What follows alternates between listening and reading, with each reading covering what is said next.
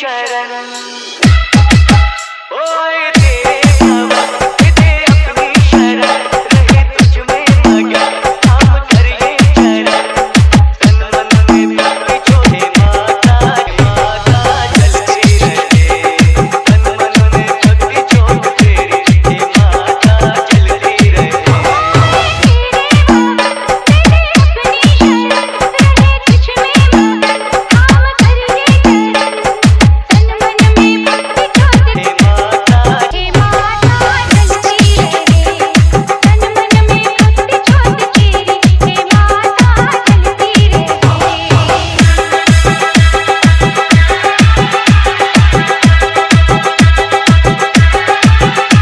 हे मनुष्य, मैं माँ हूँ वैष्णवी।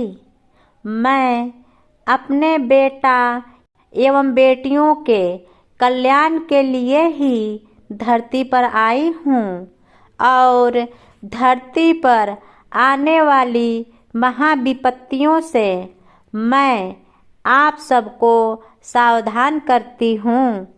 आज का समय तर्क करने का नहीं बल्कि स्वयं का बचाव करने का है और मेरी आज्ञाओं का पालन करने का है। हे मनुष्य, ईश्वर के उमड़ते आनंद ने आपको भीतरी से उन्नत किया है। जैसे जैसे ईश्वर आपके जीवन को संभालेंगे वैसे वैसे आप मजबूत होते जाएंगे। संसार का कोई भी चीज आपको नीचे नहीं खींच पाएगा। धर्मशास्त्र लूका अध्याय 21 का श्लोक 34 से 36 यह कहता है कि इसलिए सावधान रहो, ऐसा न हो कि तुम्हारे मन खुमार और मतवालेपन और इस जीवन की चिंताओं से सुस्त हो जाए और वह दिन तुम पर फंदे के समान अचानक आ पड़े, क्योंकि वह सारी पृथ्वी के सब रहने वालों पर इसी प्रकार आ पड़ेगा। इसीलिए जागते रहो और हर समय प्रार्थना करते रहो कि तुम इन सब आने वाली घटनाओं से बचें और मनुष्य के पुत्र के सामने खड़े होने के योग्य बनो। हे मनुष्य, आप आने वाले घटना से बचें और तुम ईश्वर पुत्र के सामने खड़े रहने के योग्य बनो। आने वाली घटना से बचना यह पहला एजेंडा है।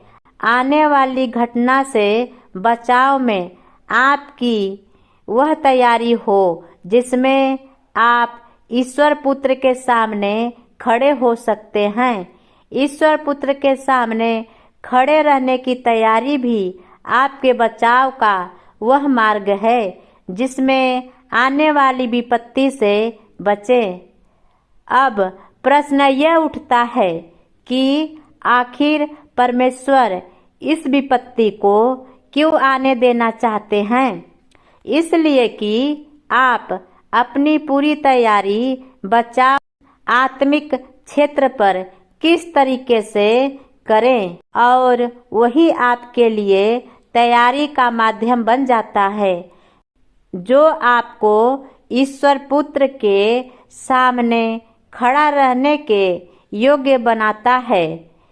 धर्मशास्त्र इफिसियों अध्याय 3 का श्लोक 16 यह कहता है कि क्योंकि वह अपनी महिमा के धन के अनुसार तुम्हें यह दान दे, अर्थात यह उपहार दे कि तुम उसके आत्मा से अपने भीतरी मनुष्यत्व में सामर्थ्य पाकर बलवंत हो जाओ। अगर यदि आपका भीतरी मन कमजोर है तो इस आने वाली विपत्तियों के आंधियों में डगमगा सकता है, परंतु यदि आपका भीतरी मन मजबूत है तो आने वाली आंधियों को रोकने के लिए लंगर मिलता है। क्योंकि यदि ऐसा न हो तो आप विपत्ति के आंधियों में डगमगा जाएंगे।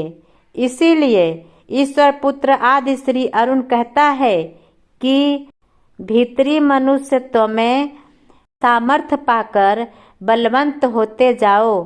यह मेरे नए साल का एजेंडा है। नए साल में आपके लिए यह सुरक्षा का सबसे बड़ा लंगर है। मैं वैष्णवी ईश्वर पुत्र के विचारधारा से सहमत हूँ और संपूर्ण मनुष्य जाति के रक्षा हेतु भीतरी मन को मजबूत बनाना परम आवश्यक है, ताकि आने वाली आंधियों को रोकने में यह लंगर का काम करे। ओए तेरे भवन दे दे अपनी शरण, ओए